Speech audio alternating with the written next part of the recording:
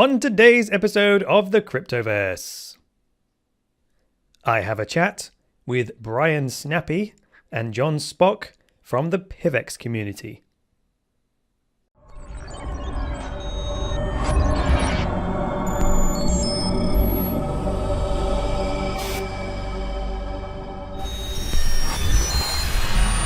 Vaultoro is the one-of-a-kind online exchange where you can trade between gold and Bitcoin.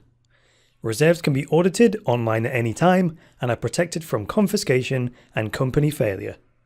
Sign up for a free account today by checking out the link in the video description below.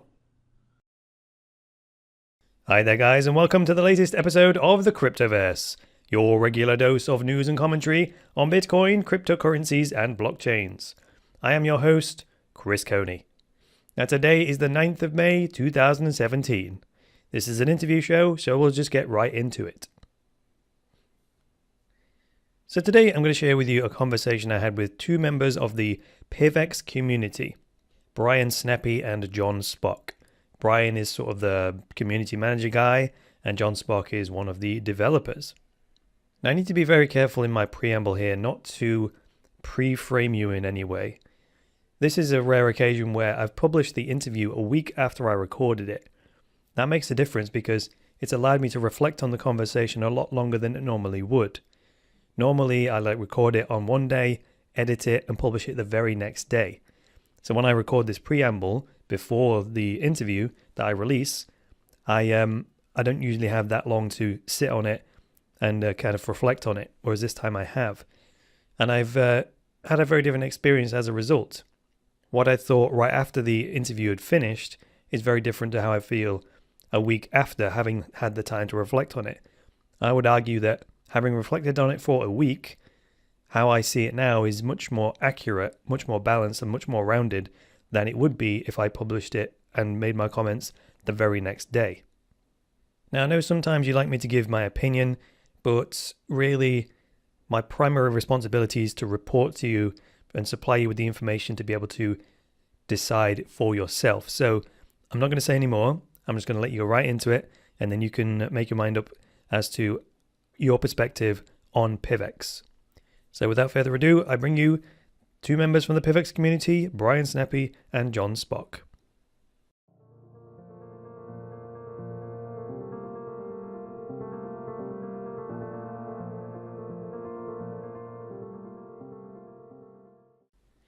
So I'm here today with Bryan and John from the PIVX community. Gentlemen, welcome to the Cryptoverse. How are you doing today? Doing good, thanks. Yep, doing great, thank you. Okay, good to have you guys. So, this is the first interview we've had with more than one member from the community, so this is a first for the Cryptoverse interview series. So well done on that one. So which one of you guys wants to take this question? The first thing I think we should do for the audience is do a bit of an origin story, like who had the idea behind PIVX? When did they have the idea? Why was it created? Any insight on that you can give us? Yeah, sure. This is Bryan. This is Snappy. So actually had a real quick conversation this morning with the co-founder of PIVX. So that's 7 Hacks. And in his words, when he was thinking about this back in August of 2015, he wanted to create Darknet, which was then rebranded into PIVX, for the sole purpose of giving people a way to transfer a store of value in an anonymous and untraceable fashion, right? So pretty simple. And as he said, obviously we're not quite there yet. And he's not where he envisioned us being there, back in 2015. But in his words, the project has grown pretty tremendously, and we'll keep working. So, all right. So, what do you guys each individually do within the PIVX community? Can you tell me that? Okay, I'll go. So I'm working as part of the development team. So I work on the core wallet, which is in C++. So I work along with about 4 other developers, and we're fixing bugs and adding features to the wallet. Okay, cool. Yeah, and myself personally, a lot of it is almost like community barometer reading. So seeing seeing where people are coming in, seeing where there's we call them bright gems popping into the community, engaging with the community members, and almost just directing people and fielding questions. The other side of it is working hand in hand with the marketing folks, so working on ads and distributions into the public limelight. Okay, cool. So do you do the whole, like, where did you hear about PIVX question to the community members? Yeah. So it's engaging, and so what's interesting to that is, when we were less than 100 people in Slack, pretty much all of us were doing that. Just hey, welcome to the community. How'd you hear about us? And what's kind of remarkable now is, I think we're over 4,500 members. I almost don't have. I can't do it fast enough. There are so many people now that have just picked up that and started to welcome new members in. It's pretty awesome. So. Okay, that sounds good. So. What's the biggest way that people have discovered PIVX? Let me think of mine. How did I hear about you guys? Probably in the news article, just doing the normal Cryptoverse thing. And then I'm like, oh, what's this?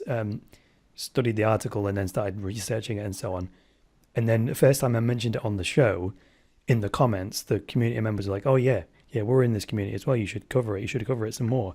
So I guess my answer to how I discovered it was just in the general news. I can't remember specifically where it was, but what's the general feel? How does most people find out about it? I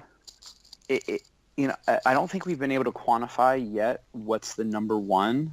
We've had quite a few that came. We did a series of ads on CoinMarketCap, okay. And we got quite a few from those people. Again, because at the time we were running it, it's always nice when the market's going up. People look at the name and then pop in. The other has been pretty wild word of mouth, which might defy logic within crypto, but it's been people coming in going, oh, here's 10 of my mates, they're bringing them in, or this is my best friend from college and he's now in this. This is new for him. This is brand new. He's not in crypto. So those two seem to be the majority of people. Yeah. Also, the surprisingly from other Slacks. We mentioned by someone. So I know we were mentioned on the Dash Slack and Nexus Slack and also even Shadowcast.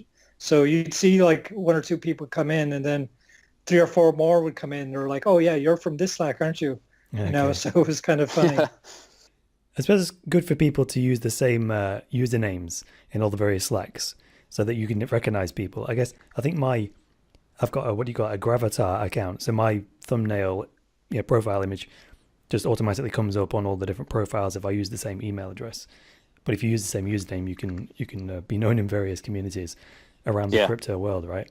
So here's a question: How are these? So say if someone brings like 10 of their mates into the PIVX community, how are they selling it to them, right? What are they saying that like the benefits? This you should look into this particular currency rather than any of the other myriad of currencies that are out there. We don't do that. You don't do what? So we don't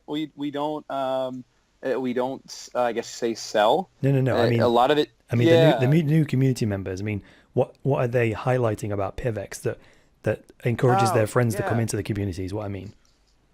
A lot of it is you just got to come see this. Okay. You've got to get in and just see what happens, and it's a different beast of a crypto community and Slack for that matter. Especially within crypto. So, I mean, you'll pop into other Slacks and it'll be tumbleweeds and you might have a post here and there. Mm-hmm. I mean, our general threads almost turning into a Snapchat just because of how fast it goes sometimes, right. Which is its own problem. So there's that sense of, hey, there's something alive here. And then a lot of times what they're doing is there's people here who are actually working and willing to help you in a genuine manner. So if you're new to crypto, look, 5 people will jump in and start talking to you about here's the basics of it, or you've got a problem with your wallet. All right, here's a support thread, and now you've got 4 or 5 community members working with you in a hangout to help you solve problems. Mm-hmm. So it's that community feel that seems to be coming first, and then all the sort of technical aspects seem to be second when talking to other people. Mm-hmm, sure. I guess the users are always going to outnumber the people who are interested in the tech, because if any of these cryptocurrencies are going to become, mainstream. The mainstream at large are the users rather than, like me, marketing people or technical people or so on, right? So Yeah. it makes sense to have that, that welcoming mindset, Yeah. I mean, Yeah, absolutely. why did each of you guys join the PIVX community amongst all of the others you could have joined? I'll go on that one. So I actually had been in crypto for most of last year, and actually had bought into crypto even a couple of years before that. But I started getting interested from a technical point of view and trying to understand it. And so I kind of played around with some other currencies. So I played around a little bit with Dash Code, and then later I played around with some code in Vcash, and Vcash completely crashed. The developer left. The currency dropped by like 80%. It was a mess. And so at that point, I started looking around, and I liked the features of Dash and Vcash, which is both the privacy, the instant transactions, and also masternode features. So I started looking around to see what else was around, and I came across Darknet, and at first I didn't even know it was a currency, and then eventually I figured out it was, and so I started getting involved in playing around, and that was right around the time, probably about a month or two before the rebrand. So it was really had the feel of a nice small startup, and the value wasn't very high, so it seemed like there was a lot of potential there. And so I just there was no funds really either for paying developers, so I just started working on it out of just because I kind of believed in what it was trying to do at that point. So that was probably about December last year. So John, maybe this is a question for you. What kind of skills and expertise do you need to do what you do, like to be a cryptocurrency developer? Excuse me. Well, you basically, for most wallets, you need to have C++ experience. Okay. Mostly because that's what Bitcoin was used for and are used in, and most cryptos have forked from Bitcoin, so it's pretty heavy C++ coding. It also is good to have some experience with cryptology and how it works. You don't really need an awful lot of that because generally that is not changed very much between one coin and the other. Sure. Unless you're doing something quite difficult like Zero Coin or Zcash or something, which is then a lot more involved. Right. Of course, we're not only going to do the core wallet, we'll probably do mobile apps. And so generally, there's different languages and different experience for that, depending whether it's Apple or Android. And then, of course, to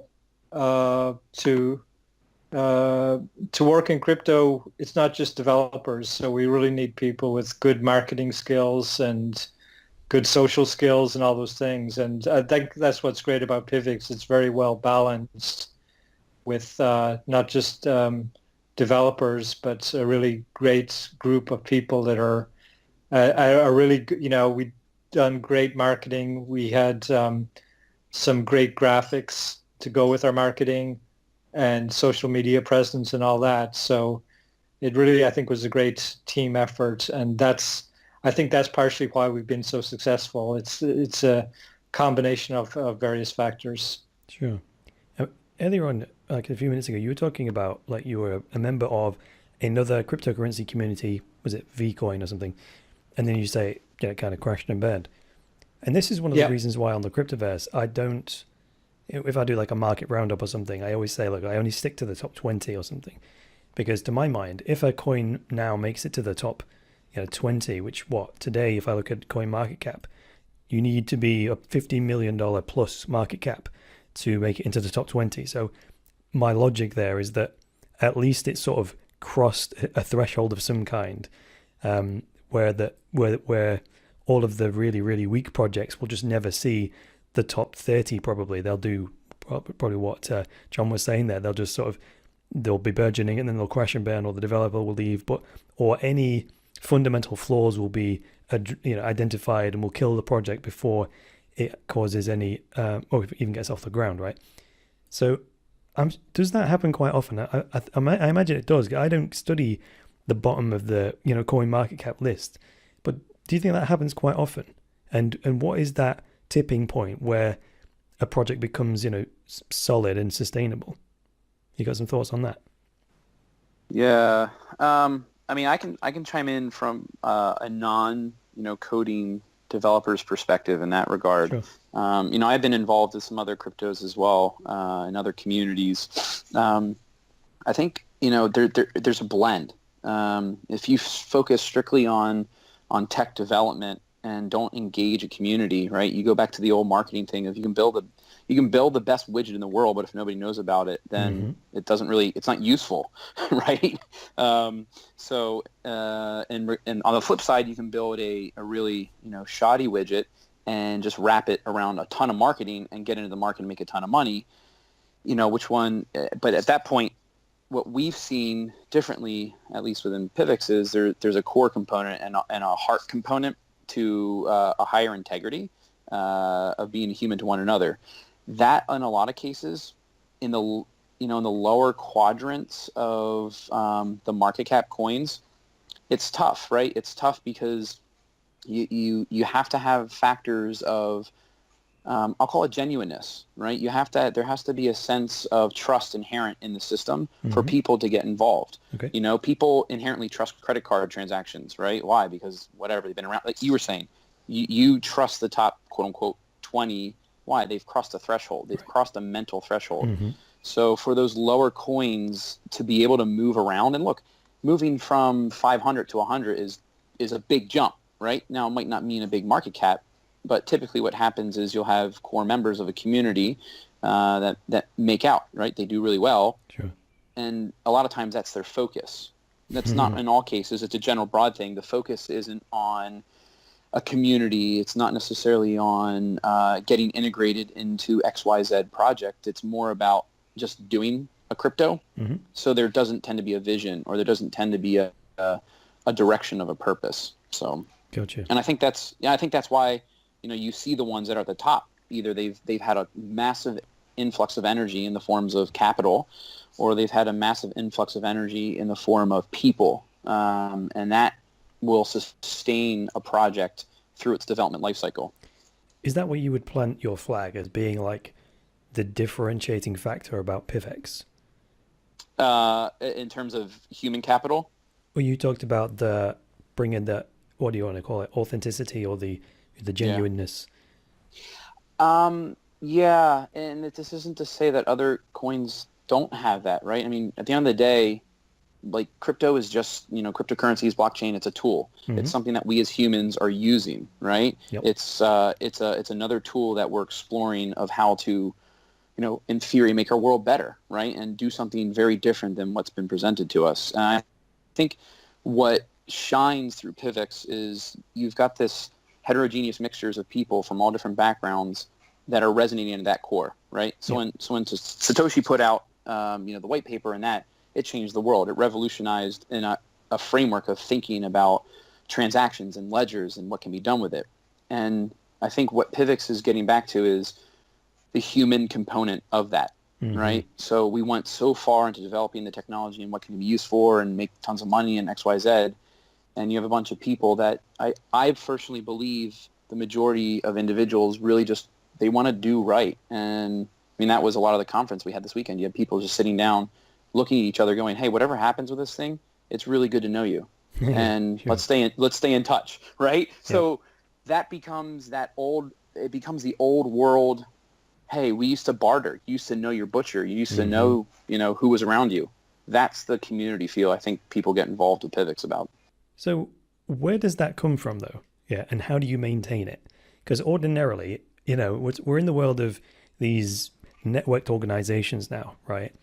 Where in the traditional hierarchical organization, you'd have the visionary leader. You'd have your Steve Jobs, or you'd have your Bill Gates, right? And it would be their personal mission, vision, philosophy that would be the flag, and people would flock to it as, yes, I believe in this cause. Whereas that's with a networked organization, what, like, say, where does it come from in this new world, and how do you maintain it when there is a community where everyone is supposedly, has an equal say in it? Yeah, that's a very well. That actually goes back to one thing we talked about early on before branding, was the swarm methodology, which is by this guy who founded the Pirate Party in Sweden. Mm-hmm. And the basic idea is that if you just put out an idea out there and have some kind of manifesto, that people will be attracted to it and will come to it and will drive it. Right. And that's something we all kind of believed. And it actually, I think that's partly the reason where we're at too, because a lot of people saw that, and they saw how we were trying to emphasize privacy a little more than other currencies. And, we have a little manifesto. And I think that kind of, in the absence of one kind of main leader driving everything, people also saw that they could all contribute and they could all be part of this. And I think that is, what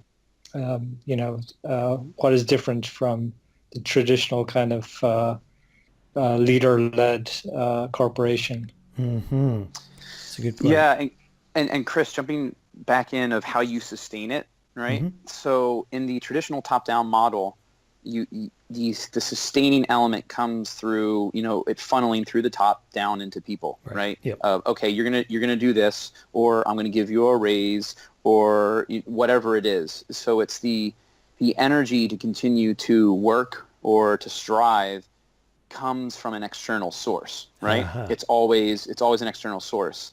The difference I feel with PIVX and the community is we're empowering people to believe their internal sources of who they are. This is interesting. You've got talent, right? You've got abilities. Go take over Facebook. What do you mean?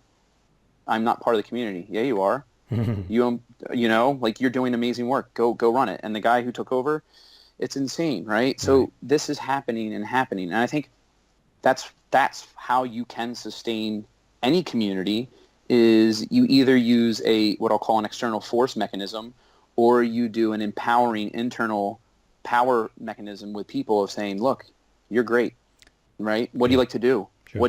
Who are you? Let's get to know you. Go get plugged in. And then it's up to the individual if they adopt or not. Okay. We're not telling them, it's very different. This is interesting. Yes, this is very interesting. This explains why there are 1,000 different cryptocurrencies, because you can find your own, is the way I would put it.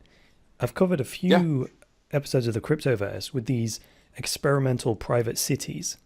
There's all kinds of, there's Fort Galt, there's one in Norway, and all this kind of stuff. And just each cryptocurrency has a different monetary policy. It's a different economic system which you can voluntarily choose to be a part of. Well, below that, though, there's actual human community that has values that, shared values that are established around the basis on which the project was founded. I was going to say a minute ago, aren't we still reliant on the founder? And then I was like, oh, well, Satoshi Nakamoto, of course not, right? It was the document. It was what John just said about the manifesto, whatever you want to call it. It was the Bitcoin white paper that really people rallied around. So now, and this is probably why this whole community begins like this project, where's the white paper? Because that is almost like the manifesto. And then people read that and then decide whether it resonates with them, if it's a fit for who they are, if they want to rally around it or not. What do you think to that, Bryan? Yes. Yeah. No, I think, that's, yes. I think you hit it on the head. And I think this goes back. We're never going to have one crypto, right? No, never. Because there's how many humans on this planet, how many people are in crypto. We're all going to ascribe and be attracted to different facets, right? So as you said, go explore, find the community that seems to resonate with you or that you're attracted to. Or even a handful, right? Yeah, exactly. Exactly. The difference, or the difference can come when you have a centralized community, right? Which is in the case with John. John experienced that. You had a single or very small point of failure, if the dev leaves, then there goes the project, right? In essence, because now you're without a leader. Right. Versus a more decentralized organization that's built on a community, you really lower that points of failure, and it gets distributed out across many people. Right. Sure. It's interesting, isn't it? So now it's like express yourself, right? Study the various currencies, find the ones that resonate, and then, become a part of them. That's the freedom of association that I'm going for. So actually, you can help me come to that clarity. I asked the question with generally not really having the clarity on that, and then you said it's about who they are, and then that kind of helped me leap to the next level and go, that's actually what's going on all over the crypto world. It just happens that whatever PIVX stands for has attracted the people who are like that. Like attracts like, right? Bingo. Right. You got it. So that's where we've got to drop the competitive mindset. It's not this crypto versus that crypto. This one's better than that. It's like, that's like one person is better than this guy. The word compete in Latin translates to seek together. Really? It's not about winning or losing or coming in first. The actual to compete means to seek together, which gives the entire crypto community a very different feel, right? We're seeking together. Now, some people want to win. That's a whole different mindset and energy source. But if you're actually competing, then what you're doing is you're working collectively and collaboratively without even expressing it with everyone else in this arena of cryptocurrency to seek together what? A new world, right? Yeah. So, yeah. Well, that Latin insight actually revealed some of my own conditioning. The word compete in my mind, unconsciously, I think I've got it linked synonymously with win-lose.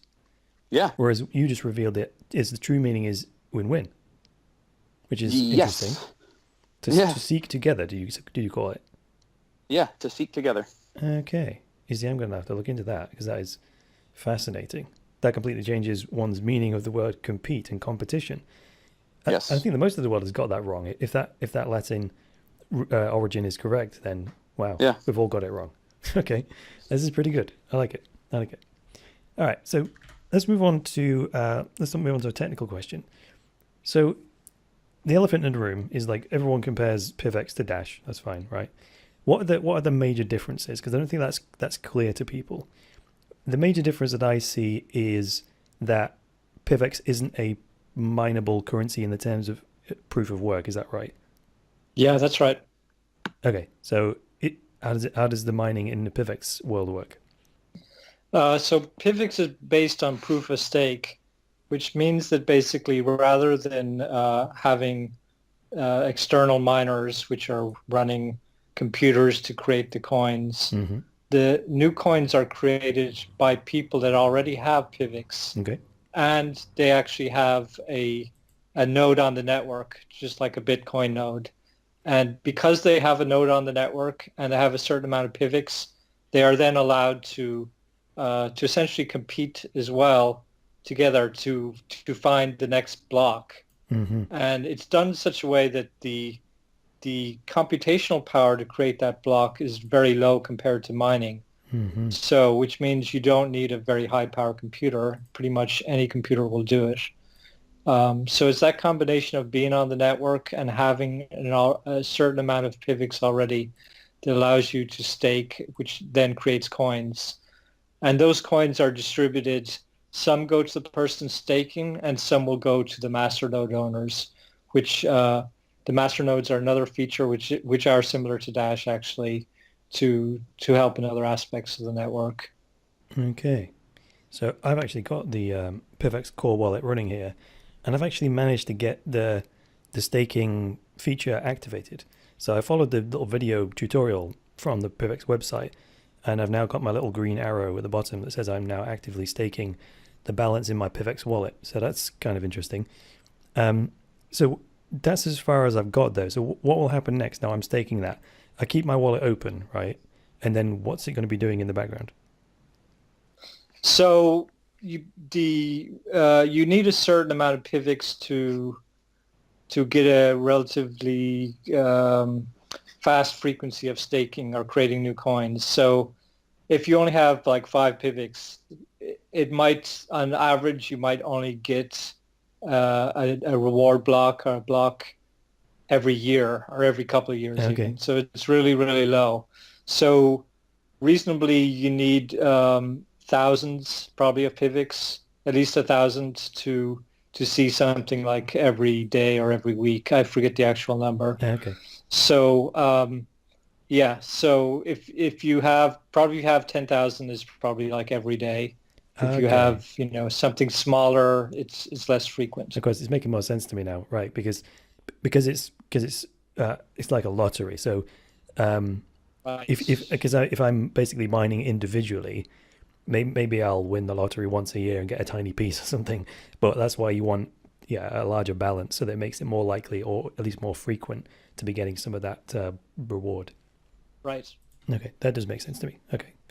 The other major difference that's only occurred to me within the last couple of weeks is, well, it's PIVX, so it's private instant verified transaction. Now, this is a distinction that Ricardo Spagni from Monero made between Monero and Dash.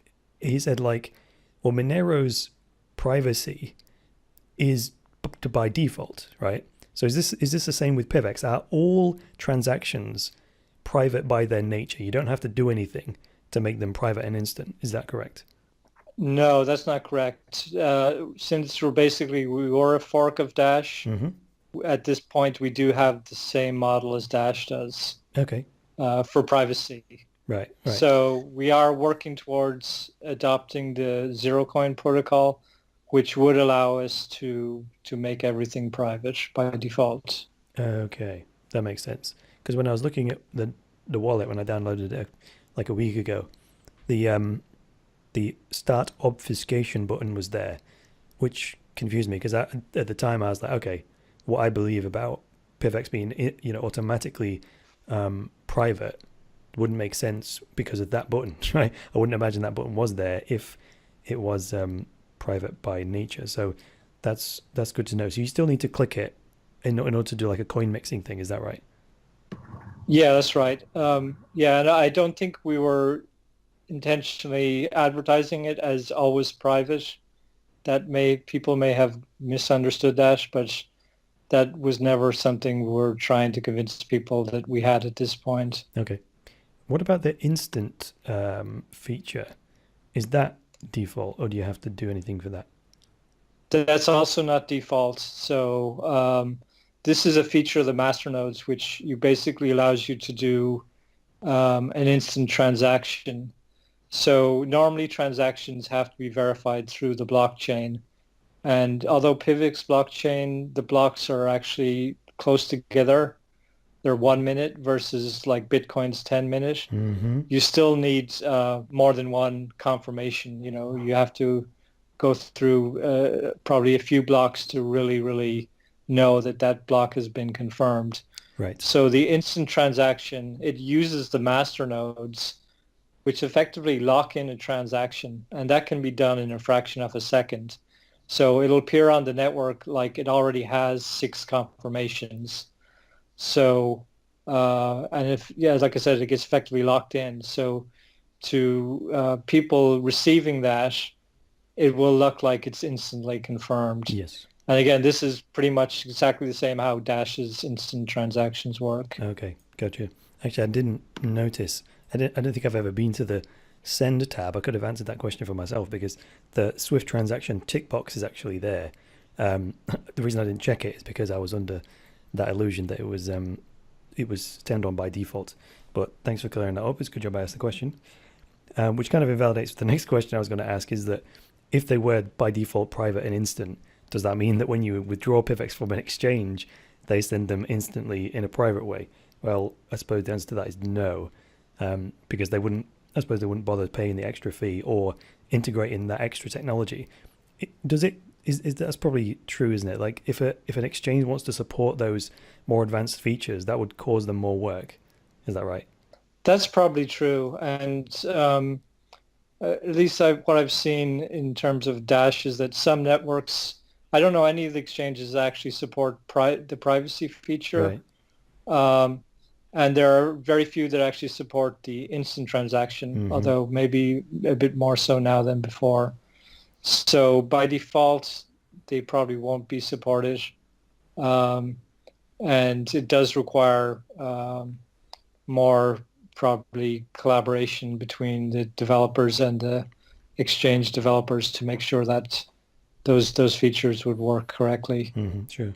Did you say that you were working on making them default or not?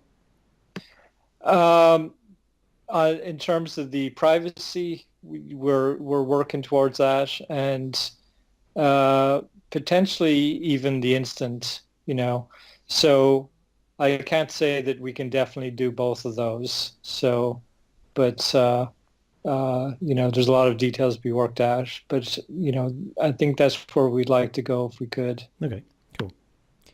So here's a more general question. How has the PIVX project been funded so far? Yes. You want to say it? Yeah, no, it's, I think when it first got off the ground, I think that was out of, just all out of pocket.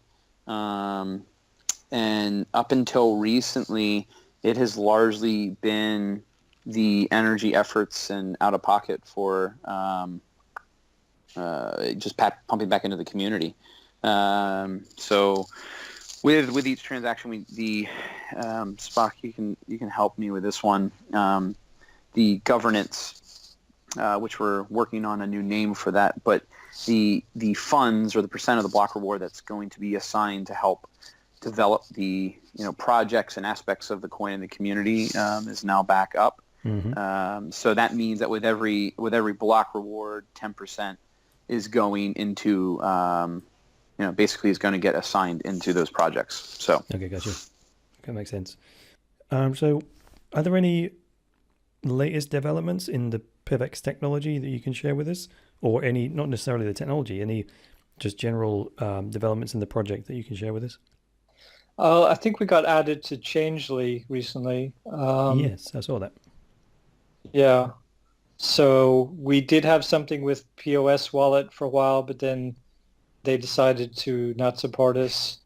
So also I think Livecoin, we have something going on there. Do you remember, Bryan, anything on that? Yep. So Livecoin, we're on Livecoin now as well. So I forget the number of exchanges that we're currently Yeah, I had to buy mine on, from but, Bittrex when I was testing it out.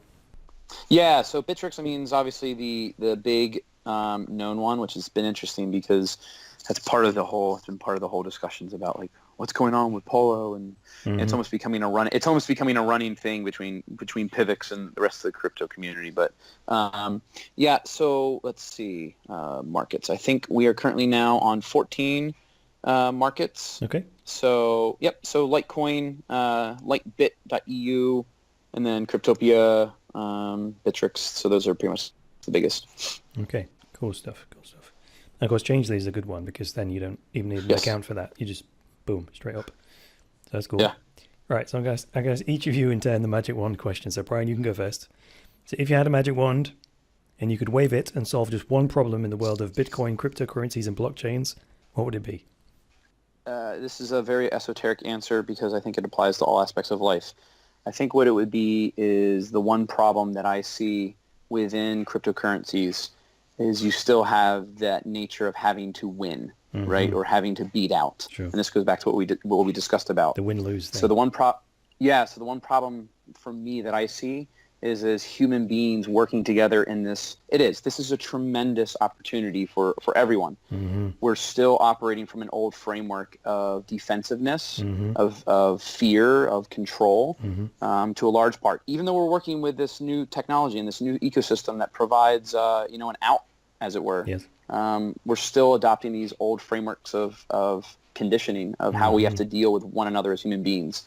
So for me, that one, if I had a wand and I could tap it, it would literally be breaking down the masks and breaking down the barriers that we have towards one another in communications. Right. So you'd have a sweeping change in attitude from the old definition of competing, like a contentiousness, to a true cooperation towards the same goal. Yes. I think that would completely transform it overnight. Yeah. So I like it. Yeah. So, John, what would you do with your magic wand, mate? The biggest issue I see is getting in and out of crypto and just the kind of on and off ramps. So one issue is getting onto the Apple platform is really difficult. They allow very few currencies on there, and it just really crimps adoption from growing. Yeah, and the other is about just bottleneck.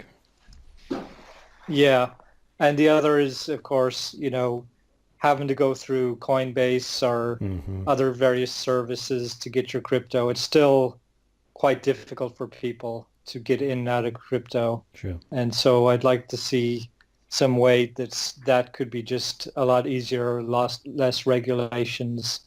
That, why can't you just buy crypto through your ATM at your bank or something? Right, right. Theoretically, we say why, but we know why. So, Yeah. All right, guys. So is there anything else you want to talk about that I haven't mentioned yet before we close? Nothing from me. No. I mean, this was pretty comprehensive. Okay, good. That's good. Yeah. So where can people go to keep in touch with the project and follow you on social networks? Can you give all those kinds of links out for us? Yeah, so I mean, obviously, probably the best thing that you can do is pop into the Slack. So if you do go to slack.pivx.org, that'll be basically, that's the hub of where most of the community hangs out, right? So we also have a YouTube channel set up. Reddit is, subreddit PIVX. Twitter is _PIVX, and Facebook is PIVX Crypto. Okay, superb. Well, Bryan Snappy and John Spock, thank you very much for being on the Cryptoverse today.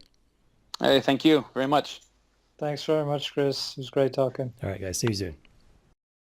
So thanks for joining me today, guys. If you liked this episode, hit the like button. If you disliked it, hit the dislike button. Please leave me a comment below with some feedback and get subscribed. And please support the Cryptoverse and boost cryptocurrency adoption by going to cryptoversity.com/podcast and becoming a patron. From just a few dollars a month, you can secure Cryptoversity's future, get unlimited access to all Cryptoversity courses, and access a private patrons-only chat group where you get direct access to me. That is all for today, guys. I'll be back tomorrow with another episode of the Cryptoverse. So until then, it's me, Chris Coney, saying bye for now.